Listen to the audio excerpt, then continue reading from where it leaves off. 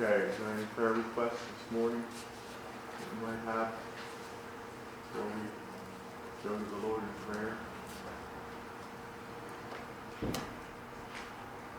My mom's knee.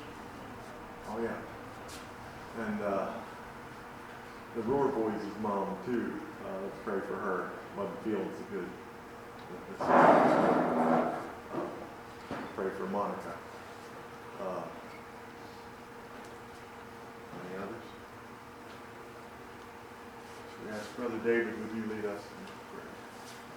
Father, we come before you this morning. We thank you again for your goodness, for your mercy. We just ask your blessing upon us this morning as we meet together. Be with Monica, Father, help her feel better. Lord, be with Debbie and her needy Father. Lord, we also pray for Andy, Father. And we thank you. Help us to do your will in Jesus' name.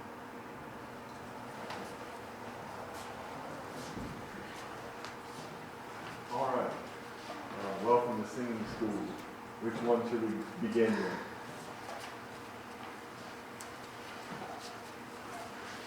How about We Praise Thee, O God? 16. And then after this, I'm just going to look for selections from you this morning. Whichever one you'd like us to sing. See if we don't get too many suggestions at once. Okay?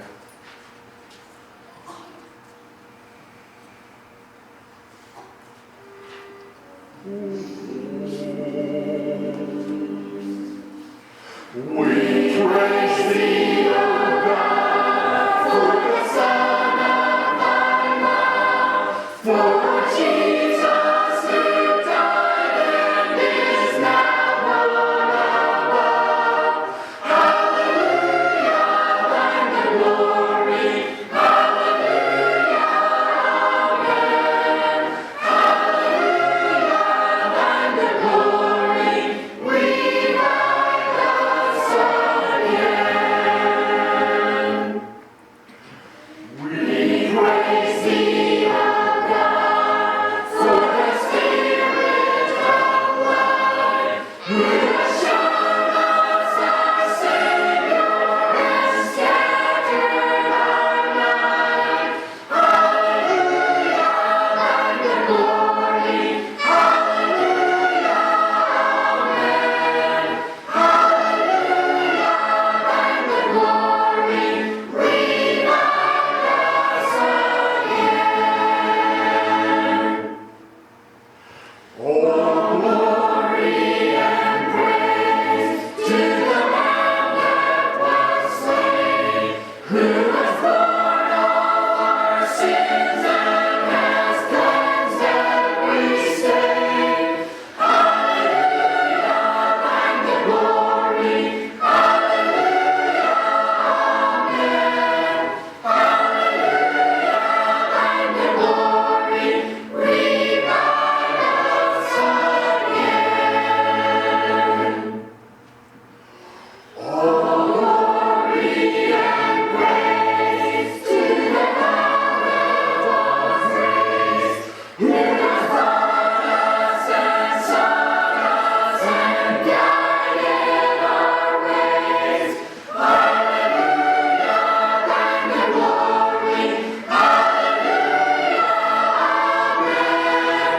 Hallelujah, thine the glory. Revive us again. Revive us again. Fill each heart with Thy love. May each soul be rekindled with fire from above. Hallelujah, thine the glory.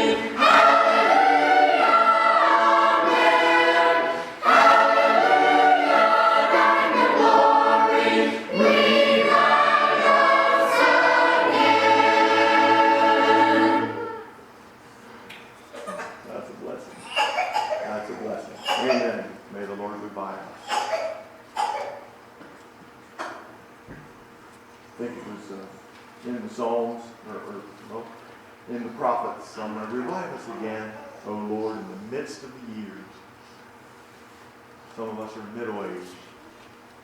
In the midst of the years, we kind of need to be revived.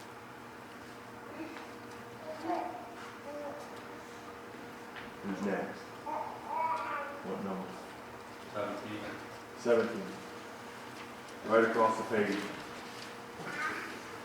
Remember, to the tune of Eternal Father, strong to save. That's the tune, but here we have when gathering clouds. Those other words, Eternal Father, strong to save, whose power can bind the restless wave. It's a British song praying for our ships as we go over the seas, bringing in riches for our country. It's a very, very patriotic song for Britain. And even if it was a patriotic song for our country, we kind of shy away from it, wouldn't we? Because we have another country to sing about. And let's sing about that country. Okay, with no sharps or flats, what key do we get? No sharps or flats? Key, whether it's D, C, very good.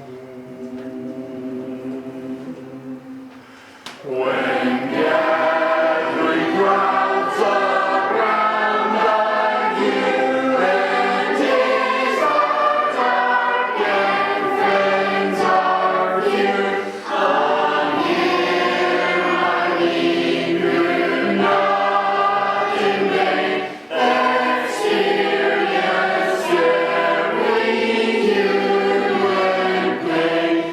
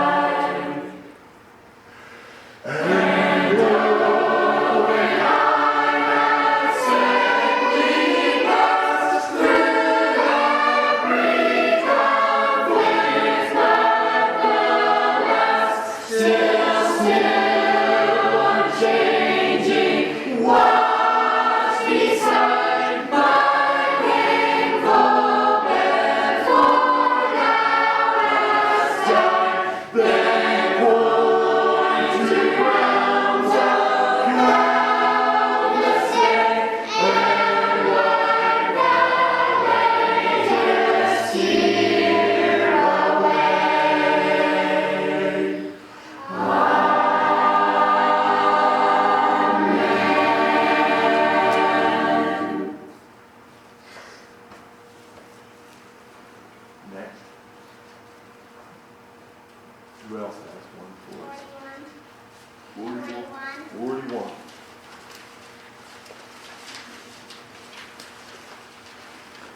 That's a good one. I was thinking about it for this morning.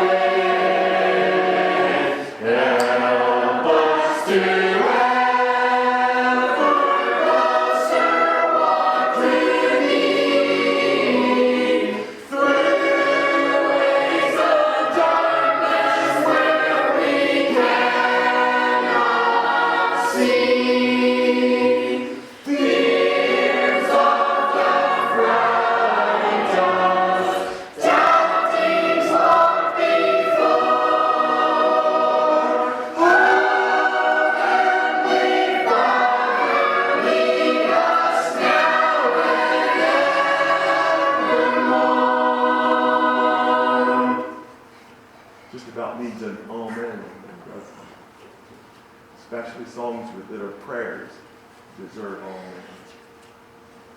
Okay. Do you see why shadow through sun and shadow through sun and 1, 2, 3, 4. Oh, we got to do 1, 2, 3 on shadow and on lead. You see why that is? We have a half note, and up here our timing is 4, 4. You see the 4, 4 up there? So what kind of a note gets one beat? 4, 4, 4, 1, 4.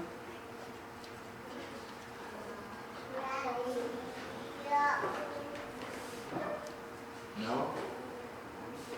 A fourth note. What's a fourth note? A quarter note gets a beat. So every quarter note, I'm making a beat.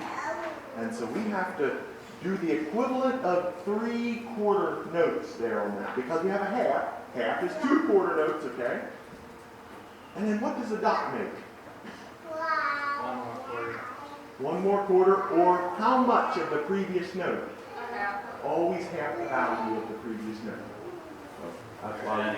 Adding half the value Yeah, yeah. to the existing value. Yeah, exactly. We're adding, that's a better way to say it. Adding an extra half value to the existing value of that note. In other words, half note, oh, we got to do another half yet. That makes 3/4. That makes 3/4. Makes sense. Who's next? 34. 34? 135. 35? All right.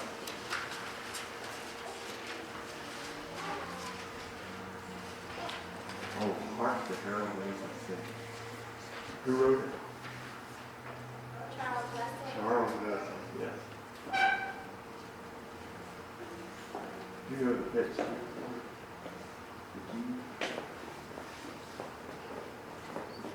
QFG. Yes. Very good. She just learned. Take exam. She knows.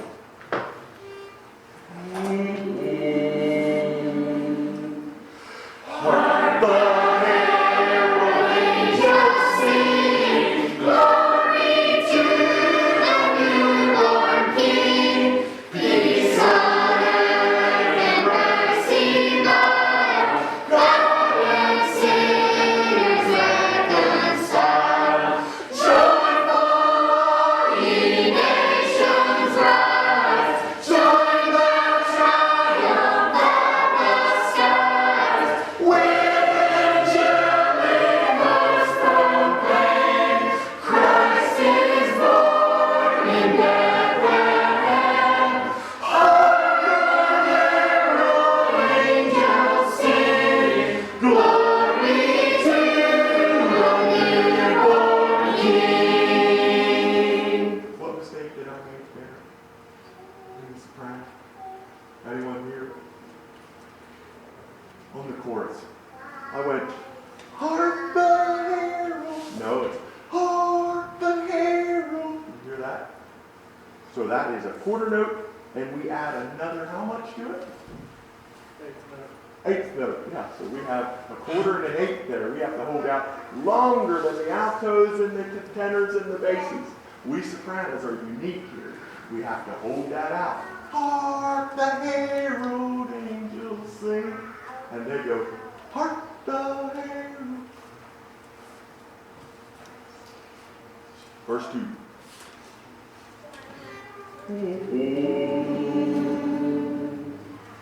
Christ rise in the dawn, Christ the everlasting Lord, come desire of nations come, visit us the humble home, veiled in flesh the God and sea, hail the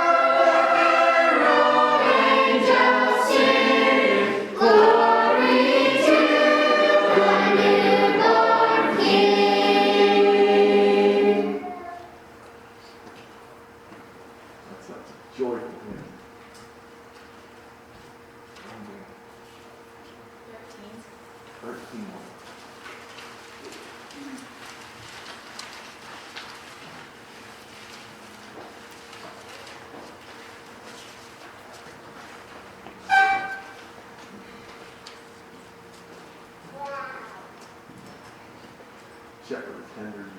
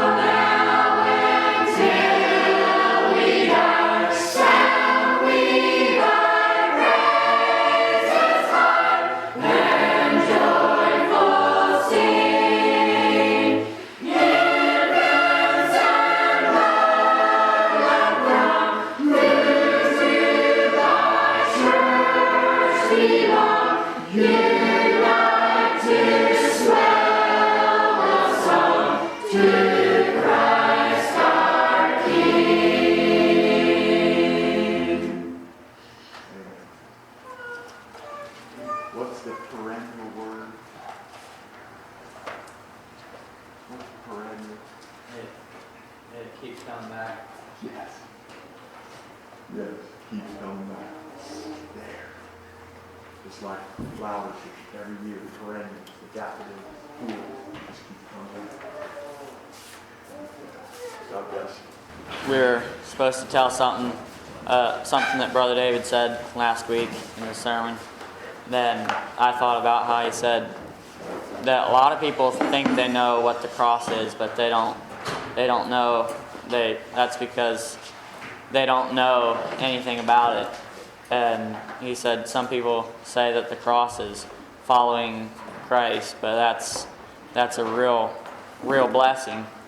And then I thought about, he talked about how the cross is something in an individual person's life, and they know what their cross is. It's something that they're going through, and it's not something that anyone else can just nail down and say, this is the cross, because there's many different crosses for different people.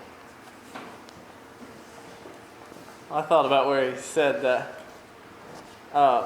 he pointed out the verse in James where it says true religion is to visit the orphans and widows in their affliction, and how he pointed out how that's true religion, and how that some people are too religious to get their hands dirty. But then he pointed out that verse and talked about it. I thought about how he said that if when we see all the evil in the world, we shouldn't blame God, but remember that He put us in this world to be a light for the rest of the world, and if we quit and shy away, then there will be no more light in the world. Another thing he said was that there are people in this world that we might not be doing everything that we think they should be, but they're really pleasing the Lord. They're being a light in this world, and also that we need to go into the world and be the light that us as Christians have.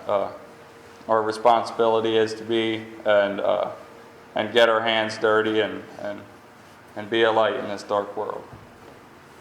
He mentioned how we are an example to the world of a good God. We're representing the idea of a good God that who's merciful and loving, and that really struck me, because I realized how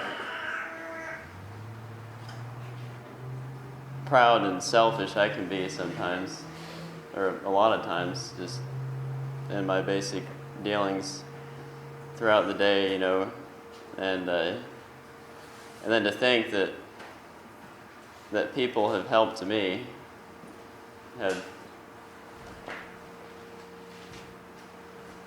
they've helped me and given up their time and for me, and here I am acting so selfishly, and I'm supposed to be an example of God. It's kind of it's a challenging thought to me that we are an example of a good God. If we're no better, if we can't be any better than the world that's supposedly in darkness, then how are we going to be the light? So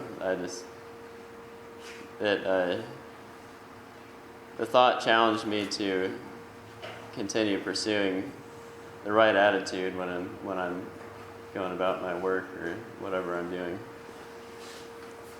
I was thinking about where he said, pure and undefiled religion is this, to keep oneself, or to visit the orphans and widows in their distress, and to keep oneself unseen by the world.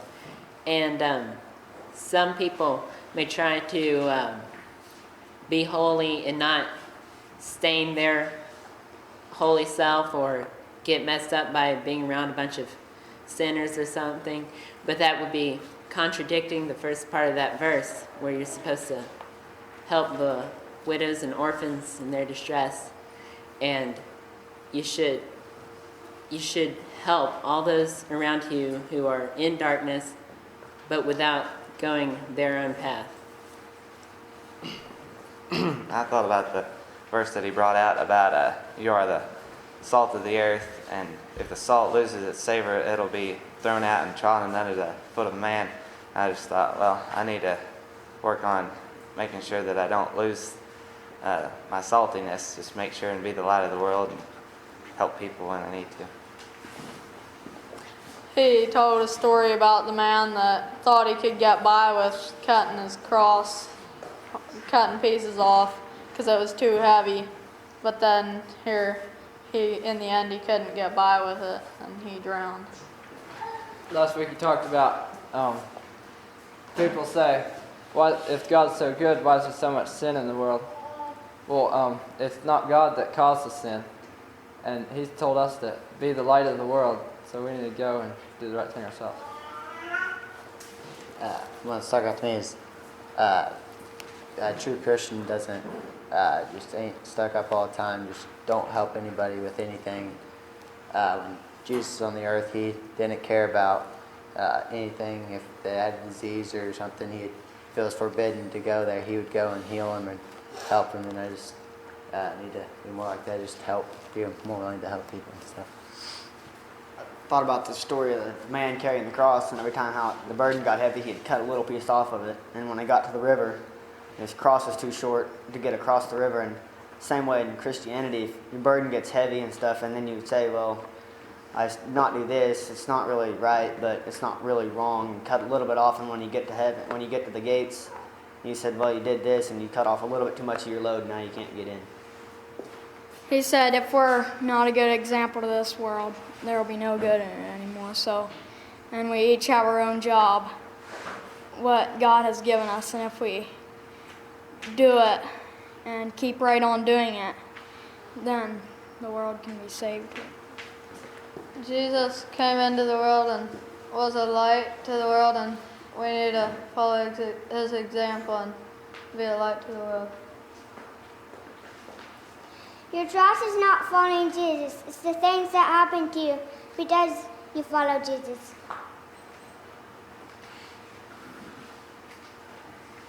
For next week, bring a story either out of the book or out of the Bible of either a man that had honor and did what was right even when times got tough, or a man who when times got tough, quit doing what was right because it got a little too hard. Bring a story either or of a man who kept